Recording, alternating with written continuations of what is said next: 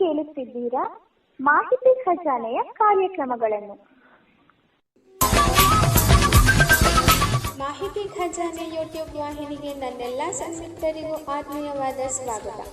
ಇಂದು ನಾವು ಮತ್ತೊಂದು ಉಪಯುಕ್ತ ಮಾಹಿತಿಯೊಂದಿಗೆ ಬಂದಿದ್ದೇವೆ. ಈ ವಿಡಿಯೋ ನಿಮಗೇನಾದರೂ ಇಷ್ಟವಾದಲ್ಲಿ ಲೈಕ್, ಶೇರ್, ಕಾಮೆಂಟ್ ಮಾಡಿ ಹಾಗೂ ಇನ್ನು ಹೆಚ್ಚು ಉಪಯುಕ್ತ ಮಾಹಿತಿಯನ್ನು ನಮ್ಮ ಯೂಟ್ಯೂಬ್ ವಾಹಿನಿಯಿಂದ ಏನಾದರೂ ನಿರೀಕ್ಷಿಸುತ್ತಿದ್ದೀರಾ? ನಿರೀಕ್ಷಿಸಿದಲ್ಲಿ ಬೆಲ್ ಐಕಾನ್ ಅನ್ನು ಕ್ಲಿಕ್ ಮಾಡುವುದರ ಮೂಲಕ ಸಬ್ಸ್ಕ್ರೈಬ್ ಆಗಿ.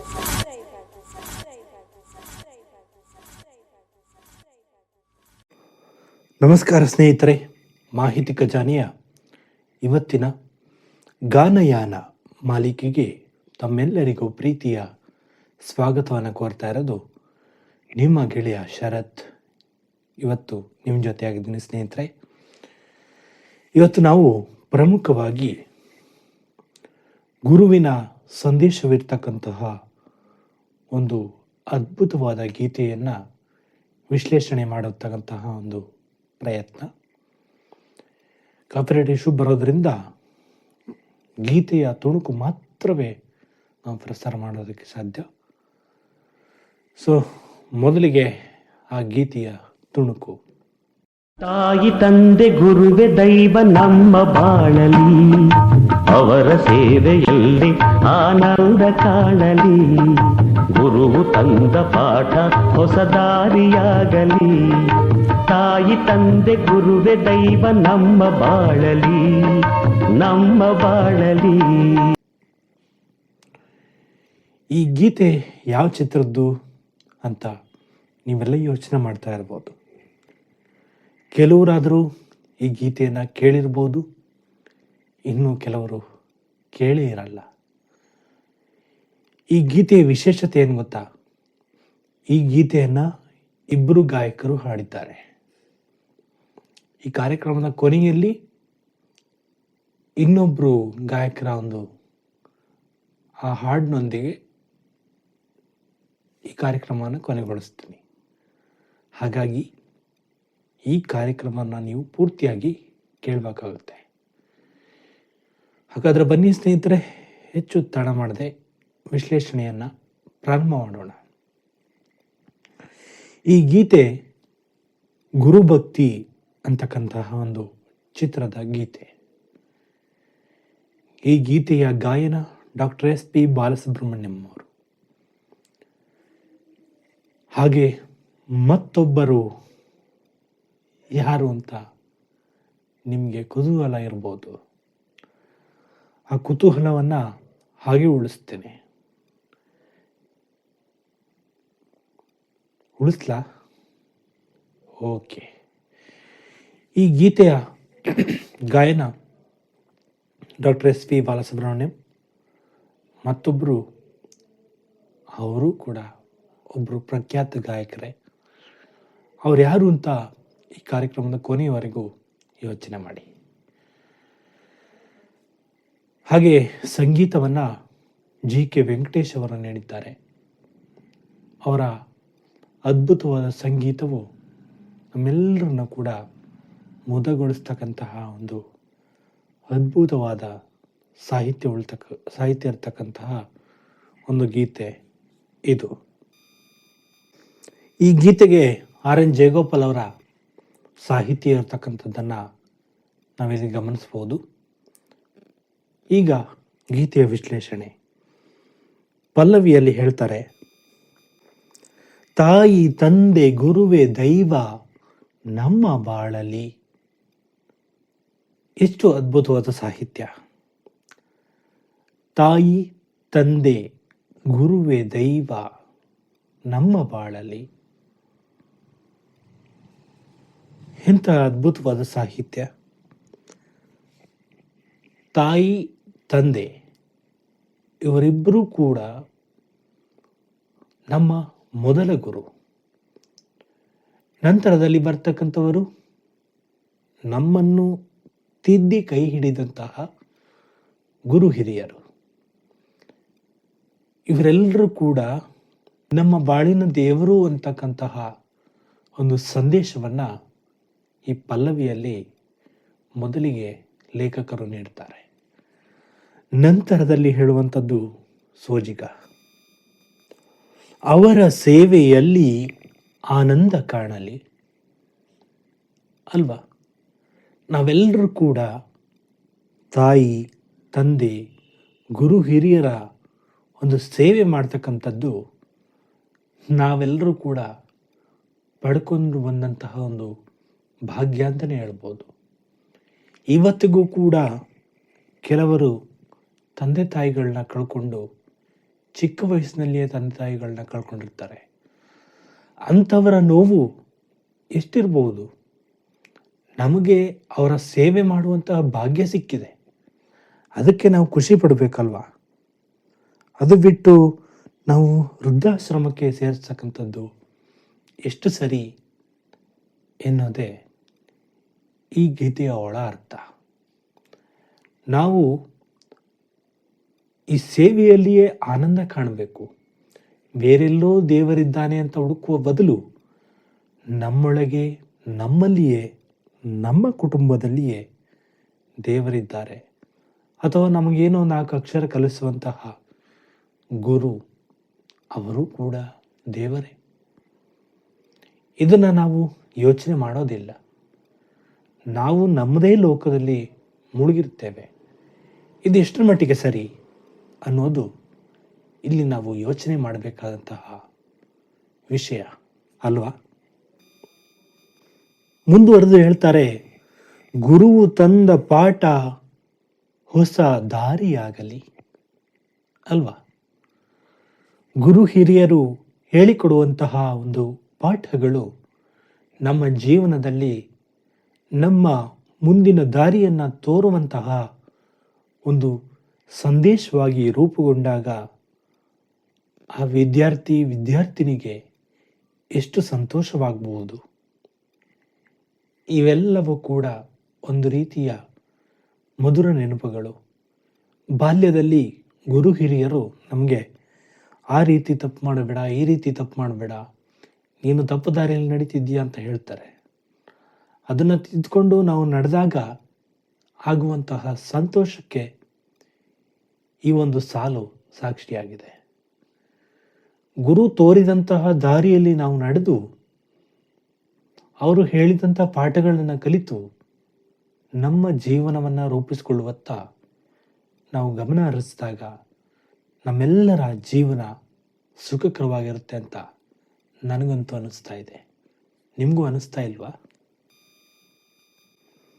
ಮುಂದಿನ ಸಾಲು, ಒಳ್ಳೆ ಮಾತನಾಡು ನೀ ಒಳ್ಳೆಯದನ್ನೇ ನೋಡು. ಇವೆಂತಹ ಸಂದೇಶ ಅಲ್ವಾ? ಚರಣದಲ್ಲಿ ಹೇಳ್ತಕ್ಕಂತಹ ಸಂದೇಶವಿದು. ಒಳ್ಳೆ ಮಾತುಗಳನ್ನು ಆಡಬೇಕು. ನಾವು ಒಳ್ಳೆಯದನ್ನು ನೋಡಬೇಕು. ಕೆಟ್ಟದ್ದು ಅಥವಾ ನಮಗೆ ಬೇಡವಾದಂಥ ವಿಷಯಗಳ ಬಗ್ಗೆ ನಾವು ಚರ್ಚೆ ಮಾಡ್ತಕ್ಕಂಥದ್ದು ಅಥವಾ ಕೆಟ್ಟ ಆಲೋಚನೆಗಳನ್ನು ಬೆಳೆಸ್ಕೊಳ್ಕುವಂಥದ್ದು, ಹಾಗೆ ಒಳ್ಳೆ ಮಾತುಗಳು ಒಬ್ಬ ವ್ಯಕ್ತಿಯ ಜೀವನದಲ್ಲಿ ಅವನು ಹೇಗೆ ನಡೆದುಕೊಳ್ತಾನೆ ಅಥವಾ ಅವನ ನಡವಳಿಕೆ ಹೇಗಿದೆ ಅಂತ ಸಮಾಜ ಗುರುತಿಸೋದೇ ಮಾತಿನಿಂದ. ಅವನು ಆಡುವಂತಹ ಮಾತುಗಳು ಹೇಗಿರ್ತವೆ, ಅವನೇನಾದರೂ ತಪ್ಪು ಮಾತಾಡ್ತಾ ಇದ್ದಾನ ಅಂತಕ್ಕಂಥದ್ದು ಎಲ್ಲರೂ ಕೂಡ ಆಲೋಚನೆ ಮಾಡ್ತಕ್ಕಂಥ ವಿಷಯ. ಇವತ್ತು ನಾನು ಇಲ್ಲಿ ಮಾತನಾಡ್ತಾ ಇರೋದು ತಪ್ಪಾದರೆ ಅದನ್ನು ಕೇಳೋದಕ್ಕೆ ನೀವು ವೀಕ್ಷಕರಾದ ನೀವುಗಳಿದ್ದೀರಿ. ನೀವು ಪ್ರಶ್ನೆ ಮಾಡ್ಬೋದು ನನ್ನನ್ನು, ಅಲ್ವಾ? ನಾನು ಕೆಟ್ಟ ಸಂದೇಶಗಳನ್ನು ಇಲ್ಲಿ ಕೊಟ್ಟರೆ ಅದು ಇಡೀ ಸಮಾಜಕ್ಕೆ ತಲುಪುತ್ತೆ. ಯಾಕಂದರೆ ಯೂಟ್ಯೂಬ್ ವಾಹಿನಿ ನನ್ನದೊಬ್ಬನದೇ ಅಲ್ಲ. ಯೂಟ್ಯೂಬ್ ನನ್ನ ಹತ್ರ ಮಾತ್ರ ಇಲ್ಲ, ಸರ್ವರ ಹತ್ರನೂ ಇದೆ, ಎಲ್ಲರ ಹತ್ರನೂ ಇರುತ್ತೆ. ಅಲ್ಲಿ ಎಲ್ಲರೂ ಕೂಡ ಕೇಳ್ತಾ ಇರ್ತಾರೆ, ಇವನೇನು ಮಾತಾಡುತ್ತಾ ಇದ್ದಾನೆ, ಯಾವ ಸಂದೇಶಗಳನ್ನ ನೀಡ್ತಾ ಇದ್ದಾನೆ ಅನ್ನುವಂತಹ ಆಲೋಚನೆಯಲ್ಲಿ ಬಹುತೇಕರಿರ್ತಾರೆ. ಅದು ಒಂದು ರೀತಿಯ ಯೋಜನೆ. ಆದರೆ ಇನ್ನೊಂದು ಒಳ್ಳೆಯದನ್ನು ನೋಡ್ತಕ್ಕಂಥದ್ದು. ನಾವು ಬಾಲ್ಯದಲ್ಲಿಯೇ ಕೆಟ್ಟ ಒಂದು ಚಟಗಳನ್ನು ಬೆಳೆಸ್ಕೊಂಡು ಬೇಡವಾದಂತಹ ಸಂದೇಶಗಳನ್ನು ನೋಡಿಕೊಂಡು ಅಥವಾ ಏನೋ ಒಂದು ಕಣ್ಣಿಗೆ ಖುಷಿ ಕೊಡುತ್ತೆ ಅಥವಾ ಬೇರೆ ಬೇರೆ ಆಲೋಚನೆಗಳು ಮೂಡುತ್ತೆ ಅನ್ನುವಂಥದ್ರಿಂದ ಕೆಟ್ಟ ಸಂದೇಶಗಳನ್ನ ನೋಡ್ತಕ್ಕಂಥದ್ದು. ಇವುಗಳನ್ನೆಲ್ಲ ಬಿಟ್ಟು ಒಳ್ಳೆಯ ಆಲೋಚನೆಗಳನ್ನ ನಾವು ಮಾಡಿದಾಗ ಇಡೀ ಸಮಾಜವೇ ಸುಂದರವಾದ ಹಕ್ಕಿಗೂಡಾಗಿ ರೂಪುಗೊಳ್ಳೋದನ್ನು ನಾವು ಪ್ರಮುಖವಾಗಿ ಗಮನಿಸ್ತೇವೆ. ಮುಂದಿನ ಸಾಲು ನಮ್ಮ ಜೀವನಕ್ಕೆ ಹತ್ತಿರವಾದಂಥದ್ದು. ಒಳ್ಳೆಯವರ ಸ್ನೇಹ ಸಹವಾಸ ನೀನು ಮಾಡು ಅಲ್ವಾ? ಜೀವನದಲ್ಲಿ ಅನೇಕ ಸ್ನೇಹಿತರು ನಮ್ಮನ್ನು ಬಂದು ತಲುಪ್ತಾರೆ. ಅವರಲ್ಲಿ ಕೆಲವರು ಮಾತ್ರ ಮರೆಯಲಾಗದಷ್ಟು ನೆನಪುಗಳು ಹಾಗೆ ಹೊಸ ವಿಷಯಗಳನ್ನು ಬಿತ್ತುವಂತಹ ಅದ್ಭುತ ಸ್ನೇಹಿತರಾಗಿರ್ತಾರೆ. ಅವರು ಒಂದು ದಿನ ನಮಗೆ ಕರೆ ಮಾಡಲಿಲ್ಲ ಅಂದರೆ ಅಥವಾ ಅವರು ಒಂದು ದಿನ ನಮ್ಮ ಸಂದೇಶಗಳಿಗೆ ಪ್ರತಿಕ್ರಿಯಿಸಲಿಲ್ಲ ಅಂದರೆ ನಮ್ಮ ಮನಸ್ಸಿನಲ್ಲಿ ಮೂಡುವಂಥ ನೋವು, ಬೇಸರ, ಅವರ ಮೇಲೆ ಆಗುವಂತಹ ಕೋಪ ಇವೆಲ್ಲವೂ ಕೂಡ ಒಂದು ರೀತಿಯ ಸ್ನೇಹಕ್ಕೆ ಒಂದು ಕೈಗನ್ನಡಿ ಅಂತಲೇ ಹೇಳ್ಬೋದು. ಇನ್ನೊಂದು ವಿಷಯ, ಸ್ನೇಹಿತರು ಅಂದ ತಕ್ಷಣ ಅವರು ಹಣ ಕೊಡಬೇಕು ಅಥವಾ ಅವರು ಏನಾದರೂ ಕೊಡಿಸ್ಲೇ ಮಾತ್ರ ಸ್ನೇಹಿತರು, ಇಲ್ಲ ಅಂದರೆ ಇಲ್ಲ ಅಂದ್ಕೊಂಡ್ರೆ ಅದು ನಿಮ್ಮ ಒಂದು ನಂಬಿಕೆಯನ್ನೇ ಬುಡಮೇಲು ಮಾಡುತ್ತೆ. ಯಾಕಂದರೆ ಸ್ನೇಹಿತರು ಅಂದ ತಕ್ಷಣ ನೀವು ಕೇಳ್ದಾಗೆ ಕೇಳಿಕೊಂಡು ಅಥವಾ ನೀವು ಏನು ಹಣದ ಬೇಡಿಕೆಯನ್ನು ಇಡ್ತೀರಿ, ಹಣ ಕೊಡೋದಕ್ಕೆ ಮಾತ್ರ ಸ್ನೇಹಿತರಾಗಬಾರ್ದು. ಜೀವನದಲ್ಲಿ ಏನೇ ಆದರೂ ಅವನು ಅಥವಾ ಅವಳು ನಿಮ್ಮ ಜೊತೆಗಿರಬೇಕು. ಅಂತಹ ಸ್ನೇಹವನ್ನು ಪ್ರತಿಯೊಬ್ಬರು ಬೆಳೆಸ್ಕೊಳ್ಳಿ. ಒಳ್ಳೆಯ ಸ್ನೇಹವನ್ನು ಬೆಳೆಸಬೇಕು, ಒಳ್ಳೆಯವರ ಸಂಘವನ್ನು ಕಟ್ಟಬೇಕು. ಇದು ಮುಖ್ಯ. ಇವತ್ತು ನಮಗೆ ಸಾಮಾಜಿಕ ಜಾಲತಾಣದಲ್ಲಿ ಯಾರೋ ಒಬ್ಬರು ಪರಿಚಯ ಆದರೂ ಅಂದ ತಕ್ಷಣ ನಾವು ಅವರ ಹಿಂದೆ ಹೋಗೋದಲ್ಲ. ಇದು ಹೇಗಿದೆ, ಅವನು ಯಾರು ಅವಳು ಯಾರು ಅಂತಕ್ಕಂಥ ಯೋಚನೆಯನ್ನು ನಾವೆಲ್ಲರೂ ಮಾಡಬೇಕು. ಅಥವಾ ಅವರೇನಾದರೂ ಕೆಟ್ಟ ಚಟಗಳಲ್ಲಿ ತೊಡ್ಕೊಂಡಿದ್ದಾರಾ ಅಥವಾ ಯಾರಾದರೂ ಮದುವೆ ಆಗುವಂಥ ಸಂದರ್ಭದಲ್ಲಿ ಆ ಮದುವೆಯ ಹೆಣ್ಣು ಅಥವಾ ಗಂಡು ಹೇಗಿದ್ದಾಳೆ ಅಂತ ತಿಳ್ಕೊಂಡು ಮದುವೆ ಆದಾಗ ಸಂಸಾರ ಸುಖವಾಗಿರುತ್ತೆ. ಇಲ್ಲ ಅಂದರೆ ನರಕ ಆಗೋದ್ರಲ್ಲಿ ಯಾವುದೇ ಸಂಶಯ ಇಲ್ಲ. ಇನ್ನೊಂದು ವಿಷಯ, ನೀವು ಒಳ್ಳೆಯವರ ಸಂಘ ಬೆಳೆಸಿದ್ರೆ ಮಾತ್ರ ನೀವು ಒಳ್ಳೆಯವರಾಗ್ತೀರಿ. ಕೆಟ್ಟವರ ಸಂಘ ಏನಾದರೂ ಬೆಳೆಸಿದ್ರೆ ನೀವು ಅವರ ಹಾಗೇನೆ ಕೆಟ್ಟವರಾಗ್ತೀರಿ. ಜೊತೆಗೆ ಸಮಾಜದಲ್ಲಿ ನಿಮಗೆ ಗೌರವ ಇರಲ್ಲ. ಇದೆಲ್ಲ ಕೂಡ ನಮ್ಮ ಸಮಾಜ ನಮಗೆ ಕೊಟ್ಟಿರುವಂಥ ಒಂದು ಕಾಣಿಕೆ ಅಂತಲೇ ಹೇಳ್ಬೋದು ಅಲ್ವಾ?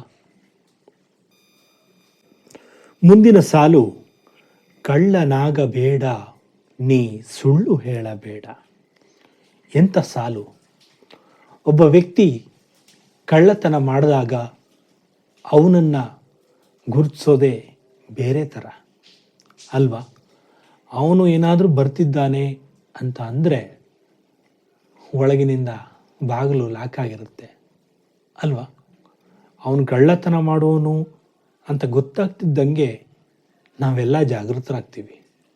ಯಾಕಂದರೆ ನಮ್ಮ ಮನೆಯಲ್ಲಿ ಏನಾದರೂ ಕಳ್ಳತನ ಆದರೆ, ಕಳ್ಳತನ ಮಾಡಿದವರು ಯಾರಾದರೂ ಕೂಡ ನಾನು ಕಳ್ಳತನ ಮಾಡ್ತಾ ಇದ್ದೀನಿ, ಕಳ್ಳ ನಾನು ಅಂತ ಹೇಳ್ತಾರ? ಖಂಡಿತವಾಗ್ಲೂ ಇಲ್ಲ. ಇನ್ನು ಸುಳ್ಳು ಅಂತಕ್ಕಂಥದ್ದು ಸ್ನೇಹವನ್ನು, ಪ್ರೀತಿಯನ್ನು ಕಸಿದುಕೊಳ್ಳುವಂತಹ ಒಂದು ಆಯುಧ ಅಂತ ಹೇಳಿದ್ರು ತಪ್ಪಾಗಲಾರದು. ಯಾಕಂದರೆ ನಾವು ಸುಳ್ಳು ಹೇಳೋದಕ್ಕೆ ಹೋಗ್ತೀವಿ ಪಾಪ. ನಾವು ಸುಳ್ಳು ಹೇಳಿದ್ರೆ ಅದನ್ನು ಬೇರೆಯವರು ನಂಬ್ತಾರೆ ಅನ್ನೋ ಆಲೋಚನೆಯಲ್ಲಿ ನಾವಿರ್ತೀವಿ. ಆದರೆ ಕೆಲವರು ನಂಬೋ ಥರ ಸುಳ್ಳು ಹೇಳುವಂಥವರು ಇದ್ದಾರೆ. ಅದು ಮಾಡಬಾರ್ದು. ಯಾಕಂದರೆ ಸುಳ್ಳಿನಿಂದ ನಾವು ನಮ್ಮ ಸ್ನೇಹವನ್ನು ಕಳ್ಕೊಳ್ತೇವೆ. ಅಷ್ಟೇ ಅಲ್ಲದೆ ಆತ್ಮವಿಶ್ವಾಸ, ಹಾಗೆ ನನ್ನ ಸುಳ್ಳನ್ನು ಎಲ್ಲಿ ಪತ್ತೆ ಹಚ್ಚಿಬಿಡ್ತಾರೋ ಅನ್ನುವಂತಹ ಭಯ ಕೂಡ ಸುಳ್ಳು ಹೇಳುವವರಲ್ಲಿ ಇರುತ್ತೆ ಅಲ್ವಾ? ನಿಮಗೂ ಗೊತ್ತಿರುತ್ತೆ. ಯಾಕಂದರೆ ಒಬ್ಬ ವ್ಯಕ್ತಿ ಎಷ್ಟು ನಿಜ ಹೇಳ್ತಾನೆ, ಎಷ್ಟು ಸುಳ್ಳು ಹೇಳ್ತಾನೆ, ಅವನು ಹೇಗೆ ನಡ್ಕೊಳ್ತಾನೆ ಅನ್ನೋದನ್ನು ನೀವೆಲ್ಲರೂ ಕೂಡ ಆಲೋಚನೆ ಮಾಡಿರ್ತೀರಿ. ನೀವು ಕೂಡ ಸುಳ್ಳು ಹೇಳಿರ್ತೀರಿ, ನಿಜನೂ ಹೇಳಿರ್ತೀರಿ. ಆದರೆ ಸುಳ್ಳು ಹೇಳಿದೆ ಅಂತ ಒಪ್ಕೊಂಡು ಅದನ್ನು ತಿದ್ಕೊಳ್ಳೋದಿದೆಯಲ್ಲ, ಅದು ನಿಜವಾದ ಒಂದು ಸ್ನೇಹ ಅಂತಲೇ ಹೇಳ್ಬೋದು. ಹಾಗೆ ಕಳ್ಳತನ ಮಾಡಿದ್ರೂ ಕೂಡ ಕಳ್ಳತನ ಮಾಡದೆ ಒಳ್ಳೆ ಉತ್ತಮ ವ್ಯಕ್ತಿಯಾಗಿ ಬದುಕೋದಿದೆಯಲ್ಲ, ಅದು ಸಮಾಜಕ್ಕೆ ಕೊಡ್ತಕ್ಕಂತಹ ನಿಜವಾದ ಸಂದೇಶ ಅಲ್ವಾ? ಮುಂದೆ ಹೇಳ್ತಾರೆ, ನಿನ್ನ ನಂಬಿದವರ ನೀ ಮೋಸ ಮಾಡಬೇಡ. ನಿಮ್ಮನ್ನು ಯಾರೋ ಪಾಪ ನಂಬ್ಕೊಂಡಿರ್ತಾರೆ. ಉದಾಹರಣೆಗೆ ನಿಮ್ಮ ಕುಟುಂಬ, ನಮ್ಮ ಹುಡುಗ ಏನೋ ಒಂದು ಸಾಧನೆ ಮಾಡ್ತಾನೆ, ಅಥವಾ ನಮ್ಮ ಹುಡುಗಿ ಏನೋ ಒಂದು ಸಾಧನೆ ಮಾಡ್ತಾಳೆ.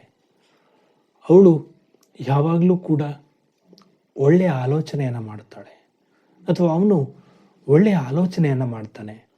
ಯಾವಾಗಲೂ ಕೂಡ ಸಮಾಜಕ್ಕೆ ದ್ರೋಹ ಮಾಡೋದಿಲ್ಲ ಅನ್ನುವಂತಹ ನಂಬಿಕೆಯನ್ನು ಇಟ್ಕೊಂಡಿರ್ತಾರೆ. ಇನ್ನೊಂದು ವಿಷಯ, ನೀವು ಯಾರನ್ನಾರು ಪ್ರೀತಿ ಮಾಡ್ತಿದ್ರೆ ಆ ಪ್ರೀತಿ ನಿಜವೇ ಆಗಿದ್ದರೆ ನೀವು ಅಂದ್ಕೊಂಡವರು ನಿಮಗೆ ಸಿಗ್ತಾರೆ. ಅಥವಾ ಸುಳ್ಳು ಕಾಟಾಚಾರಕ್ಕೋಸ್ಕರ ಪ್ರೀತಿ ಮಾಡ್ತಿದ್ದೀನಿ ಅಂತ ಅಂದರೆ ಅದನ್ನು ಈ ಕ್ಷಣದಿಂದನೇ ಬಿಟ್ಟುಬಿಡಿ. ಯಾಕಂದರೆ ಇದನ್ನೇ ಮೋಸ ಅಂತ ಹೇಳೋದು. ಮೋಸ ಅಂದರೆ ಬೇರೇನಿಲ್ಲ, ಕೇವಲ ಹಣ, ದುಡ್ಡು, ಒಡವೆ ಇದನ್ನು ಕದ್ದಾಗ ಮಾತ್ರ ಮೋಸ ಆಗಲ್ಲ. ಅಥವಾ ಯಾರೋ ಆಸ್ತಿ ಕಿತ್ಕೊಂಡ್ರೆ ಅದರಿಂದನೂ ಮೋಸ ಆಗುತ್ತೆ. ಆದರೆ ಆಸ್ತಿ ಕಿತ್ಕೊಂಡ ತಕ್ಷಣ ಅವರು ಮೋಸ ಮಾಡ್ದಂಗಲ್ಲ. ಅದನ್ನು ನ್ಯಾಯಾಲಯದಿಂದ ಕೇಳಿ ಪಡೀತಕ್ಕಂಥ ಅವಕಾಶಗಳು ಕೂಡ ನಮಗಿದೆ. ಆದರೆ ಒಂದು ಬಾರಿ ಸ್ನೇಹ, ಪ್ರೀತಿನ ಕಳ್ಕೊಂಡ್ರೆ ಮತ್ತೆ ಅದನ್ನು ಪಡ್ಕೊಳ್ಳೋದಕ್ಕೆ ಯಾವತ್ತಿಗೂ ಕೂಡ ಸಾಧ್ಯ ಇಲ್ಲ ಅನ್ನೋದನ್ನು ಯಾರೂ ಕೂಡ ಮರಿಬೇಡಿ. ನೀವೆಂದಾದರೂ ಯೋಚನೆ ಮಾಡಿದ್ದೀರಾ, ನಾನು ಪ್ರಾಮಾಣಿಕವಾಗಿರಬೇಕು, ಅಥವಾ ನಾನು ಒಳ್ಳೆಯ ಒಬ್ಬ ವ್ಯಕ್ತಿಯಾಗಬೇಕು, ಹಾಗೆ ಮೋಸ ಮಾಡಬಾರ್ದು ಅನ್ನುವಂಥ ಆಲೋಚನೆ ನಿಮ್ಮಲ್ಲಿ ಬಂದಿದ್ದರೆ ಅದು ನೀವು ಸಮಾಜಕ್ಕೆ ನೀಡ್ತಕ್ಕಂತಹ ಒಂದು ಕೊಡುಗೆ ಅಂತಲೇ ಹೇಳ್ಬೋದು. ಯಾಕಂದರೆ ನಾವೇನು ಕೊಡುಗೆ ಕೊಡಬೇಕಾಗಿಲ್ಲ. ನಾವು ಒಳ್ಳೆಯ ರೀತಿಯನ್ನು ಬೆಳೆಸ್ಕೊಂಡ್ರೆ, ರೀತಿ ನೀತಿಗಳನ್ನ ಬೆಳೆಸ್ಕೊಂಡ್ರೆ ಸಮಾಜವೇ ನಮ್ಮನ್ನು ಗೌರವಿಸುತ್ತೆ. ನೀವೇನಂತೀರ? ಮುಂದಿನ ಸಾಲುಗಳು, ಎಲ್ಲರಲ್ಲಿ ಒಂದೇ ರೀತಿ ಪ್ರೀತಿ ತೋರಿಸು ಅಲ್ವಾ? ಈ ಸಾಲಂತೂ ನನಗೆ ಪ್ರಿಯವಾದ್ದು. ಯಾಕಂದರೆ ನಾವು ಯಾವಾಗಲೂ ಕೂಡ ಸಮಾಜದಲ್ಲಿ ಬದುಕ್ತಾ ಇದ್ದಾವೆ ಅನ್ನೋದನ್ನು ಮರಿಬಾರ್ದು. ನಾವು ಸಮಾಜದಲ್ಲಿ ಬದುಕ್ತಾ ಇದ್ದೇವೆ. ಆ ಬದುಕು ಹೇಗಿದೆ, ಹಾಗೆ ಆ ಪ್ರೀತಿ, ಆ ವಿಶ್ವಾಸವನ್ನು ನಾವು ಹೇಗೆ ಉಳಿಸ್ಕೊಳ್ಳುವಂಥದ್ದು ಅನ್ನೋದನ್ನು ನಾವೆಲ್ಲ ಯೋಚನೆ ಮಾಡಬೇಕಾಗಿದೆ. ಸಮಾಜ ನಾವು ಅಂದ್ಕೊಂಡಾಗಿಲ್ಲ. ಕಾಲೆಳೆಯೋರು ಇರ್ತಾರೆ, ಅದರ ಮಧ್ಯೆ ಒಳ್ಳೆ ಪ್ರೀತಿ ಸ್ನೇಹ ತೋರಿಸೋರು ಇರ್ತಾರೆ, ಹಾಗೆ ನಿಮಗೆ ಮೋಸ ಮಾಡುವಂಥವರು ಇರ್ತಾರೆ. ಯಾರು ನಿಮಗೆ ಹಿತವರು ಅಂದರೆ ಯಾರು ನಿಮಗೆ ಆತ್ಮೀಯರು ಅಂತ ಅನ್ನಿಸ್ತಾರೆ ಅವರ ಸ್ನೇಹವನ್ನು ಬೆಳೆಸ್ತಕ್ಕಂಥದ್ದು ಪ್ರತಿಯೊಬ್ಬರೂ ಕೂಡ ಗಮನಿಸಲೇಬೇಕಾದಂಥ ವಿಷಯ. ಯಾಕಂದರೆ ಇವತ್ತು ನಿಮಗೆ ಮೋಸ ಆಗ್ಬೋದು ಅಥವಾ ನಿಮ್ಮನ್ನು ಬೇರೆ ಬೇರೆ ಚಟುವಟಿಕೆಗಳಲ್ಲಿ ತೊಡಗಿಸ್ಕೊಳ್ಳುವಂಥ ಸಾಧ್ಯತೆಗಳು ಇರ್ತವೆ. ಹಾಗಾಗಿ ವಿಶೇಷವಾಗಿ ಹೆಣ್ಣು ಮಕ್ಕಳು ತಮ್ಮ ಜಾಗೃತಿಯಲ್ಲಿ ತಾವು ಇರ್ತಕ್ಕಂಥದ್ದನ್ನು ಅಭ್ಯಾಸ ಮಾಡಿಕೊಂಡಾಗ ಸಮಾಜ ಸುಂದರವಾಗಿ ರೂಪುಗೊಳ್ಳುತ್ತೆ. ಯಾಕಂದರೆ ಬೇಸರ ಮಾಡ್ಕೋಬೇಡಿ ಹೆಣ್ಣು ಮಕ್ಕಳು. ನಾನು ಇಲ್ಲಿ ಇರೋ ವಿಷಯ ಮಾತ್ರ ಹೇಳ್ತೇನೆ, ಅದನ್ನು ನಾನು ಓಪನ್ ಆಗೆಲ್ಲ ಹೇಳೋದಕ್ಕೆ ಸಾಧ್ಯ ಆಗಲ್ಲ. ಯಾಕಂದರೆ ಇದು ಸಾಮಾಜಿಕ ಮಾಧ್ಯಮ. ಸೊ ನಿಮಗೆಲ್ಲ ಅರ್ಥ ಆಗಿರುತ್ತೆ ಅಂತ ನಾನಾದರೂ ಭಾವಿಸ್ತೀನಿ. ನೀವು ಸ್ನೇಹ ಪ್ರೀತಿಯನ್ನು ಬೆಳೆಸೋದು ತಪ್ಪಲ್ಲ, ಆದರೆ ಯಾರು ಹಿತವರು, ಯಾರು ಒಳ್ಳೆಯವರು, ಎಲ್ಲಿ ಅವರನ್ನು ನಾವು ಒಳ್ಳೆಯವರು ಅಂತ ಹೇಗೆ ಗುರುತಿಸಬೇಕು ಅಂತಕ್ಕಂಥದ್ದನ್ನು ನಾವು ಯೋಚನೆ ಮಾಡಬೇಕು. 3-4 ದಿನ ಪಾನಿಪುರಿ, ಗೋಬಿ, ಚಿಕನ್ನು, ಮಟನ್ ಕೊಡಿಸಿದ ತಕ್ಷಣ ನಂಬಿ ಮೋಸ ಹೋಗಬೇಡಿ.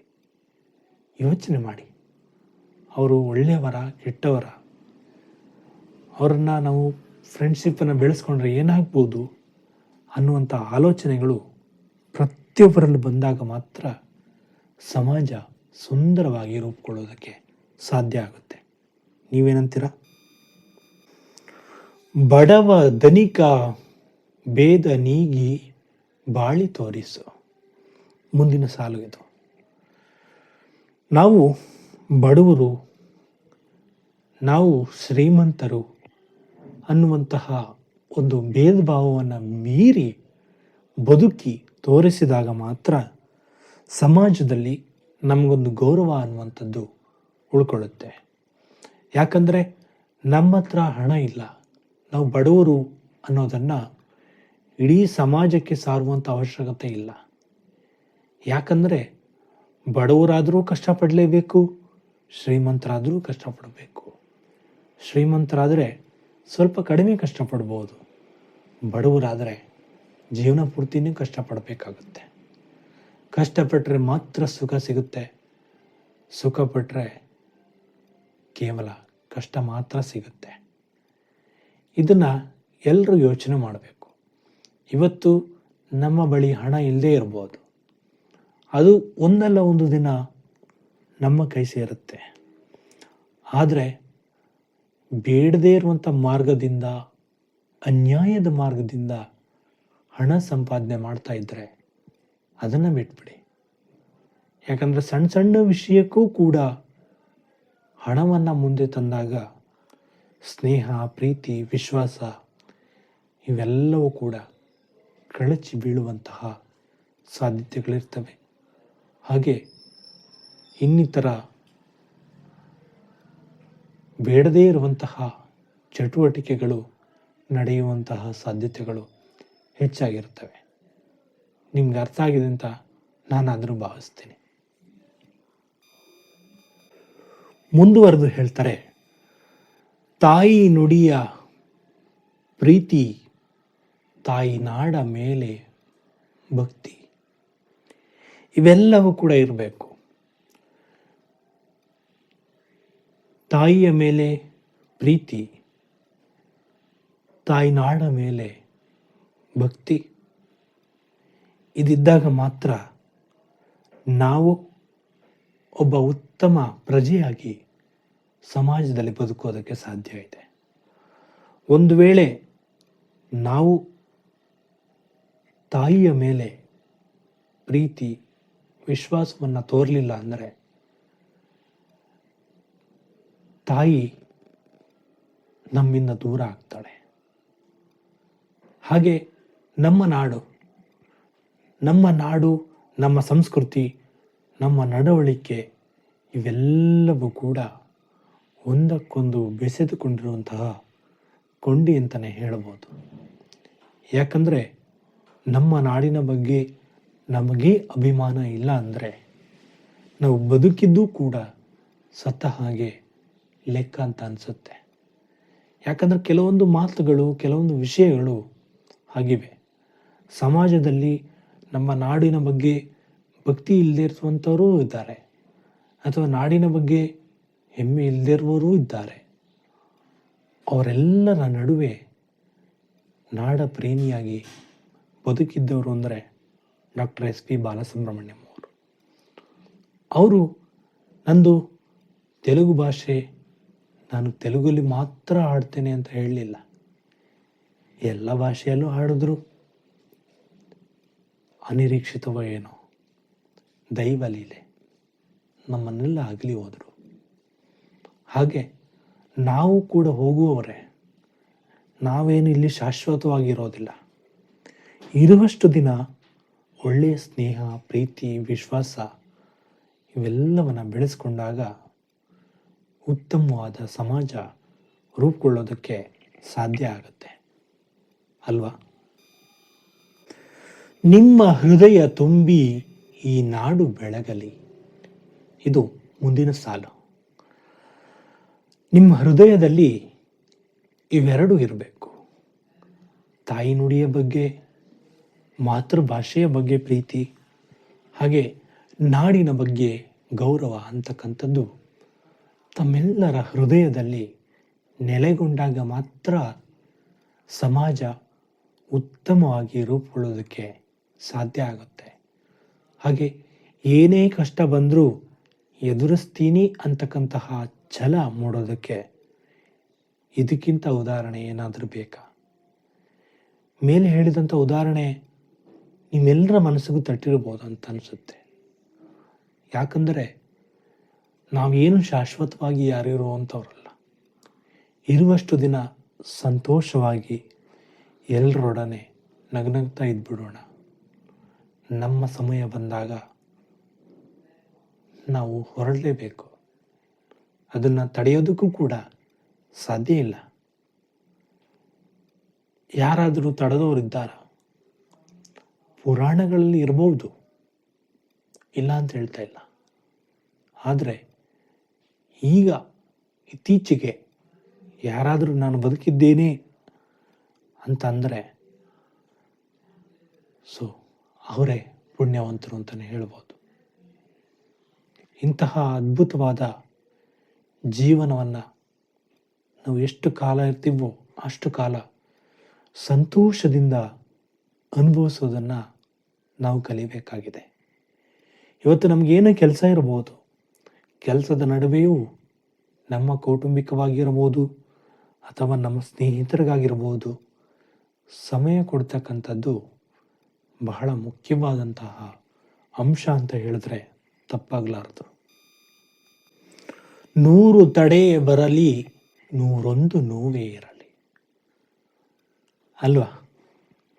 ಎಷ್ಟೇ ತಡೆಗಳು ಬರಲಿ ನಮ್ಮ ಜೀವನದಲ್ಲಿ ಕಾಲೆಳೆಯೋರು ಇರ್ತಾರೆ, ಪ್ರೋತ್ಸಾಹ ನೀಡುವವರು ಇರ್ತಾರೆ. ಇವತ್ತು ಸಮಾಜದಲ್ಲಿ ಈ ರೀತಿಯ ಜನರು ಇದ್ದೇ ಇರ್ತಾರೆ. ಎಷ್ಟೇ ತಡೆ ಬರಲಿ ನಾನು ಸಾಧನೆ ಮಾಡಿ ತೋರಿಸ್ತೀನಿ ಅಂತಕ್ಕಂತಹ ಛಲವನ್ನು ಬೆಳೆಸ್ಕೊಳ್ಳುವಂಥದ್ದು ಬಹಳ ಮುಖ್ಯ ಆಗುತ್ತೆ. ಯಾಕಂದರೆ ಸಮಾಜದಲ್ಲಿ ನಿಮ್ಮನ್ನು ಬದುಕಿಸುವವರು ಇರ್ತಾರೆ, ನಿಮ್ಮನ್ನು ಕೊನೆಗಾಣಿಸುವವರೂ ಇರ್ತಾರೆ. ಇವೆಲ್ಲದರ ನಡುವೆಯೂ ಕೂಡ ಅದ್ಭುತವಾದ ಸ್ನೇಹ, ಪ್ರೀತಿ ಇದ್ದಾಗ ಮಾತ್ರ ನಮ್ಮ ಸಮಾಜದಲ್ಲಿ ನಾವು ಬದುಕೋದಕ್ಕೆ ಸಾಧ್ಯ ಆಗುತ್ತೆ. ಹಾಗೆ ನೋವುಗಳು ಇವತ್ತು ನಮ್ಮನ್ನು ಯಾರೋ ಬಿಟ್ಟು ಅಗಲಿರ್ಬೋದು, ಅವರನ್ನು ಮರಳಿ ಕರೆತರೋದಕ್ಕೆ ನಮ್ಮಿಂದ ಸಾಧ್ಯ ಆಗೋದಿಲ್ಲ. ದೈವಲೀಲೆ ಅವರು ಇರಬೇಕು ಅಂತ ಇತ್ತೇನೋ, ಅಥವಾ ಅವರು ನಮ್ಮನ್ನು ಬಿಟ್ಟು ಹೋಗ್ಬೇಕು ಅಂತಿತ್ತೇನೋ, ಹೋದರು. ಹಾಗಂತ ಹೇಳಿ ನಾವು ಕೂಡ ಆತ್ಮಹತ್ಯೆ ಮಾಡ್ಕೊಳ್ಳೋಕ್ಕೆ ಸಾಧ್ಯ ಆಗತ್ತಾ? ಅವರ ಹಿಂದೆ ನಾವು ಹೋಗೋರೆ ತಾನೆ. ಹಾಗಾಗಿ ನೋವು, ಹತಾಶೆ, ನನಗೆ ಜೀವನನೇ ಬೇಡ, ನಾನು ಆತ್ಮಹತ್ಯೆ ಮಾಡ್ಕೊಳ್ಬೇಕು ಅನ್ನುವಂಥ ಆಲೋಚನೆ ಏನಾರು ಇದ್ದರೆ ಈ ಕ್ಷಣದಿಂದ ಕೈ ಬಿಟ್ಬಿಡಿ. ಮುಂದೆ ನಿಮಗೊಂದು ಜೀವನ ಇದೆ, ಸುಂದರವಾದ ಲೋಕ ನಿಮ್ಮ ಮುಂದೆ ತೆರೆಕೊಳ್ಳುತ್ತೆ. ಅಲ್ಲಿವರೆಗೂ ತಾಳ್ಮೆಯಿಂದ ಹೋರಾಟ ಮಾಡೋದೇ ನಮ್ಮ ಗುರಿ ಆಗಬೇಕು. ಎಷ್ಟೇ ಕಷ್ಟ ಬರ್ಬೋದು, ಇವತ್ತು ಹಣ ಇಲ್ಲದೆ ಇರ್ಬೋದು, ಅದು ಮುಂದೊಂದು ದಿನ ಸಿಗುತ್ತೆ. ಒಳ್ಳೆಯ ಗುಣ ಇದ್ದರೆ ಹಣ, ಹೆಣ್ಣು ತಾನಾಗೇ ಹುಡ್ಕೊಂಬರುತ್ತೆ. ನೀವೇನಂತೀರ? ನ್ಯಾಯ ನೀತಿ ರಕ್ಷೆ ನಿನ್ನಿಂದ ಆಗಲಿ. ನಿನಗೆಷ್ಟೇ ನೋವಿರ್ಬೋದು, ನಿನಗೆಷ್ಟೇ ಸಂಕಟ ಇರ್ಬೋದು, ಅವೆಲ್ಲದರ ನಡುವೆಯೂ ನ್ಯಾಯಕ್ಕಾಗಿ ಹೋರಾಡು. ನೀತಿ ನೈತಿಕತೆ ಅನ್ನೋದನ್ನು ಬೆಳೆಸ್ಕೊ. ರಕ್ಷಣೆ ಮಾಡು. ಇವತ್ತು ಪೊಲೀಸರಿಗೂ ಕೂಡ ನೋವಿರುತ್ತೆ, ಅವ್ರ ಮನಸ್ಸಿನಲ್ಲಿ ಬೇಕಾದಷ್ಟು ನೋವು ಇರುತ್ತೆ. ಅದನ್ನು ಅವರು ನಮ್ಗೆ ಹೇಳ್ಕೊಳ್ತಾರ? ಇಲ್ಲ. ಯಾಕೆ ಹೇಳ್ಕೊಳ್ಳೋದಿಲ್ಲ? ಅವ್ರಿಗೂ ಕೂಡ ಹತ್ತಿರದ ಸಂಬಂಧಿತ ಯಾರೂ ಇಲ್ವಾ? ಖಂಡಿತವಾಗ್ಲೂ ಇದ್ದಾರೆ. ಆದರೆ ಅವರು ನಮ್ಮ ನ್ಯಾಯ ಅಂತಕ್ಕಂಥ ದಾರಿಯಲ್ಲಿ ಅವ್ರು ನಡೀತಾ ಇದ್ದಾರೆ. ಇವತ್ತು ಸೈನಿಕರಿಗೆ ಹತ್ತಿರದ ಸಂಬಂಧಿತ ಯಾರೂ ಇಲ್ವಾ? ಇದ್ದಾರೆ. ಆದರೆ ಅವರು ನಮ್ಮ ಪ್ರಾಣ ರಕ್ಷಣೆಗಾಗಿ ಅವರ ಪ್ರಾಣವನ್ನು ಪಣ ಇಡ್ತಾ ಇದ್ದಾರೆ. ಇದು ಎಷ್ಟು ನೋವಿನ ವಿಷಯ. ನಾವು ಇವತ್ತು ಇಲ್ಲಿ ಕೂತ್ಕೊಂಡು ಮಾತನಾಡ್ತಿರ್ಬೋದು. ಈ ಮಾತಿಗೆ ಕಾರಣ ಸೈನಿಕರೇ ಇಲ್ಲ ಅಂದಿದ್ರೆ ನಾವು ಬದುಕಿರೋದಕ್ಕೆ ಸಾಧ್ಯವಾಗ್ತಿತ್ತ? ಎಷ್ಟು ಸಾವು ನೋವುಗಳು ಸಂಭವಿಸಿರ್ಬೋದು, ನೀವೇ ಯೋಚನೆ ಮಾಡಿ. ಯಾಕಂದರೆ ನಮ್ಮ ರಕ್ಷಣೆಗಾಗಿ ಸೈನಿಕರು, ಪೊಲೀಸರು ಎಲ್ಲರೂ ಇದ್ದಾರೆ. ಅದರ ಮಧ್ಯೆಯೂ ಕೂಡ ಅನೇಕ ಸವಾಲುಗಳು ಭದ್ರತಾ ವಿಭಾಗದಲ್ಲಿ ತಲೆದೋರ್ಬೋದು. ಅದ್ರ ಬಗ್ಗೆ ನಾನು ಮಾತನಾಡೋದಕ್ಕೆ ಸಾಧ್ಯ ಆಗೋದಿಲ್ಲ. ಭದ್ರತೆ ಅನ್ನುವಂಥದ್ದು ಎಲ್ರಿಗೂ ಕೂಡ ಮುಖ್ಯ ಆಗುತ್ತೆ. ಆ ದೃಷ್ಟಿಯಲ್ಲಿ ನ್ಯಾಯ ರಕ್ಷಣೆ ಮಾಡ್ತಕ್ಕಂಥದ್ದು ನಿನ್ನ ಕರ್ತವ್ಯವಾಗಬೇಕು. ಪ್ರತಿಯೊಬ್ಬರು ಕೂಡ ಈ ಸಂದೇಶವನ್ನು ಅರ್ಥ ಮಾಡಿಕೊಂಡಾಗ ಮಾತ್ರ ಒಂದೊಳ್ಳೆಯ ಸಮಾಜ ರೂಪುಗೊಳ್ಳೋದಕ್ಕೆ ಸಾಧ್ಯ ಆಗುತ್ತೆ ಅಲ್ವಾ? ಹಿರಿಯರ ಆಸೆ ಪೂರ್ತಿ ಮಾಡೋ ಭಾರ ನಿಮ್ಮದು.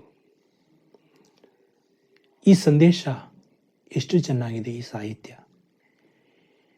ಹಿರಿಯರು ಏನೋ ಆಸೆಯನ್ನು ಇಟ್ಕೊಂಡಿರ್ತಾರೆ. ಆ ಆಸೆಯನ್ನು ಈಡೇರಿಸಿಕೊಳ್ಳುವಂಥದ್ದನ್ನು ತಮ್ಮ ಮಕ್ಕಳಿಂದ ಅಥವಾ ತಮ್ಮ ಹಿತೈಷಿಗಳಿಂದ ಅವರು ಬಯಸ್ತಾ ಇರ್ತಾರೆ. ಅವನು ಒಳ್ಳೆಯ ಸ್ಥಾನಕ್ಕೆ ಹೋಗಬೇಕು, ಅವಳು ಒಳ್ಳೆಯ ಸ್ಥಾನಕ್ಕೆ ಹೋಗಬೇಕು ಅನ್ನೋಂಥ ಆಸೆ ಪ್ರತಿಯೊಬ್ಬ ತಂದೆ ತಾಯಿಯೂ ಇರುತ್ತೆ. ಆ ಆಸೆ ಕನಸು ನನಸಾದಾಗ ಆಗುವಂತಹ ಸಂತೋಷ, ಅದನ್ನು ಬಾಯಿಯಿಂದ ವರ್ಣಿಸೋದಕ್ಕೆ ಸಾಧ್ಯ ಆಗಲ್ಲ. ಎಷ್ಟೇ ನೋವಿರ್ಬೋದು, ಆ ನೋವಿನ ಮಧ್ಯೆಯೂ ಕೂಡ ಸಂತೋಷವನ್ನು ಕಾಣ್ತಕ್ಕಂಥದ್ದು, ಆಸೆ ಅಂತಕ್ಕಂಥದ್ದು ಈಡೇರಿದಾಗ ಅವತ್ತು ಆಗುವಂಥ ಸಂತೋಷ ಇನ್ಯಾವತ್ತೂ ಕೂಡ ಆಗೋದಿಲ್ಲ. ನಾವು ಅಂದ್ಕೊಂಡದ್ದು ನೆರವೇರಿದ್ರೆ ಅದಕ್ಕಿಂತ ಖುಷಿಯಾದಂಥ ವಿಷಯ ಇನ್ನೇನಿದೆ ಸ್ವಾಮಿ? ನಾಳೆ ನಮ್ಮ ನಾಡ ಕಾಯೋ ಹೊರೆಯು ನಿಮ್ಮದು ಅಲ್ವಾ? ಇದು ಹಿರಿಯರು ನಮಗೆ ನೀಡ್ತಕ್ಕಂಥ ಸಂದೇಶ, ಆಸೆಯನ್ನು ಈಡೇರಿಸಿಕೊಳ್ಳುವಂಥದ್ದು. ಹಾಗೆ ನಾಳೆ ನಾವು ಇರೋದಿಲ್ಲ, ಹಾಗಾಗಿ ಇನ್ನಾದರೂ ಎಚ್ಚೆತ್ಕೊಳ್ಳಿ ಅನ್ನುವಂಥ ಸಂದೇಶವನ್ನು ನೀಡ್ತಾ ಇರ್ತಕ್ಕಂಥದ್ದನ್ನು ನಾವಿಲ್ಲಿ ಪ್ರಮುಖವಾಗಿ ಗಮನಿಸ್ತಾ ಇದ್ದೇವೆ. ಸಮಾಜದಲ್ಲಿ ಅನೇಕ ನೋವು, ಸಾವುಗಳು, ಇನ್ನು ಏನೇ ಇರ್ಬೋದು, ಅದನ್ನೆಲ್ಲ ತಡೆಯುವಂಥ ಶಕ್ತಿ ಈ ನಿಮ್ಮ ಕೈಲೇ ಇದೆ. ಅಂದರೆ ನಮ್ಮೆಲ್ಲರ ಕೈಯಲ್ಲೂ ಇದೆ. ಯಾಕಂದರೆ ಒಂದು ಕೈಯಿಂದ ಚಪ್ಪಾಳೆ ಹೊಡೆಯೋದಕ್ಕೆ ಸಾಧ್ಯ ಆಗೋದಿಲ್ಲ. ಎರಡು ಕೈ ಸೇರಿದ್ರೆ ಮಾತ್ರ ಚಪ್ಪಾಳೆ ಆಗುವಂಥದ್ದು. ಹಾಗೆ ನಾವು ನೀವು ಸೇರಿದಾಗ ಮಾತ್ರ ಉತ್ತಮವಾದ ಬಾಂಧವ್ಯ, ಸ್ನೇಹ ಅಂತಕ್ಕಂಥದ್ದು ರೂಪುಗೊಳ್ಳೋದಕ್ಕೆ ಸಾಧ್ಯವಾಗುತ್ತೆ. ಈಗ ನಮ್ಮ ಮತ್ತೊಂದು ಸಮಯ ಕೂಡ ಬಂದಾಯಿತು. ಅದೇನು ಅಂದರೆ, ನಾನು ಆರಂಭದಲ್ಲಿ ನಿಮಗೆ ಹೇಳಿದ್ದೆ, ಈ ಗೀತೆಯನ್ನು ಇಬ್ಬರು ಗಾಯಕರು ಹಾಡಿದ್ದಾರೆ ಅಂತ. ಒಬ್ಬರ ಬಗ್ಗೆ ಹೇಳಿದ್ದೆ, ಇನ್ನೊಬ್ಬರ ಬಗ್ಗೆ ಹೇಳೇ ಇಲ್ಲ. ಈಗ ಹೇಳ್ತೀನಿ ಕೇಳಿ. ಈ ಗೀತೆಯ ಇನ್ನೊಂದು ವರ್ಷನ್ನಲ್ಲಿ PB ಶ್ರೀನಿವಾಸರವರು ಹಾಡಿದ್ದಾರೆ. ಆ ಗೀತೆಯ ತುಣುಕು ಈಗ ನಿಮಗಾಗಿ. ಇದುವರೆಗೆ ಆಲಿಸಿದ ತಮ್ಮೆಲ್ಲರಿಗೂ ಕೂಡ ಧನ್ಯವಾದಗಳನ್ನು ತಿಳಿಸೋದಕ್ಕೆ ಬಯಸ್ತೀನಿ. ನಾವೆಲ್ಲರೂ ಕೂಡ ಪ್ರೀತಿ, ವಿಶ್ವಾಸ, ಸ್ನೇಹ ಇವೆಲ್ಲವನ್ನು ಮೈಗೂಡಿಸ್ಕೊಂಡು ಉತ್ತಮವಾದ ಸಂದೇಶವನ್ನು ರೂಪಿಸ್ಕೊಳ್ಳುವತ್ತ, ಉತ್ತಮವಾದ ಜೀವನವನ್ನು ಕಟ್ಟಿಕೊಳ್ಳುವತ್ತ ನಾವೆಲ್ಲರೂ ಕೂಡ ಗಮನ ಹರಿಸೋಣ ಅಂತ ಹೇಳ್ತಾ, ಮತ್ತೆ ಮುಂದಿನ ಕಾರ್ಯಕ್ರಮದಲ್ಲಿ ಭೇಟಿಯಾಗೋಣ. ಅಲ್ಲಿವರೆಗೂ ಮಾಹಿತಿ ಖಜಾನೆಯ ಕಾರ್ಯಕ್ರಮಗಳನ್ನ ಕೇಳ್ತಾ ಇರಿ. ಇನ್ನು ಯಾರೋ ಸಬ್ಸ್ಕ್ರೈಬ್ ಮಾಡದೆ ನೋಡ್ತಾ ಇದ್ದೀರಿ, ಈ ಕೂಡಲೇ ಸಬ್ಸ್ಕ್ರೈಬ್ ಮಾಡ್ಕೊಳ್ಳಿ. ಕರೆಂಟ್ ಸೆಟ್ಟಿಂಗಲ್ಲಿ ಆಲ್ ಅಂತ ಸೆಲೆಕ್ಟ್ ಮಾಡ್ಕೊಳ್ಳಿ. ಆವಾಗ ಮಾತ್ರ ನಾವು ಅಪ್ಲೋಡ್ ಮಾಡುವ ಎಲ್ಲ ವಿಡಿಯೋ ನೋಟಿಫಿಕೇಷನ್ ನಿಮಗೆ ಸಿಗುತ್ತೆ. ಉಚಿತವಾಗಿರುತ್ತೆ. ಯಾವುದೇ ದುಡ್ಡು ಗೂಗಲ್ ಪೇ, ಫೋನ್ಪೇಯಿಂದ ಕಟ್ಟಾಗೋದಿಲ್ಲ. ಹಾಗಾದರೆ ಮುಂದಿನ ಕಾರ್ಯಕ್ರಮದಲ್ಲಿ ಭೇಟಿಯಾಗೋಣ. ನಮಸ್ಕಾರ. ನೂರು ತಡೆಯ ಬರಲಿ, ನೂರೊಂದು ನೋವೆಗಿರಲಿ, ನ್ಯಾಯ ನೀತಿ ರಕ್ಷೆ ನಿಮ್ಮಿಂದ ಆಗಲಿ. ಹಿರಿಯರಾಸೆ ಪೂರ್ತಿ ಮಾಡು ಭಾರ ನಿಮ್ಮದು, ನಾಳೆ ನಮ್ಮ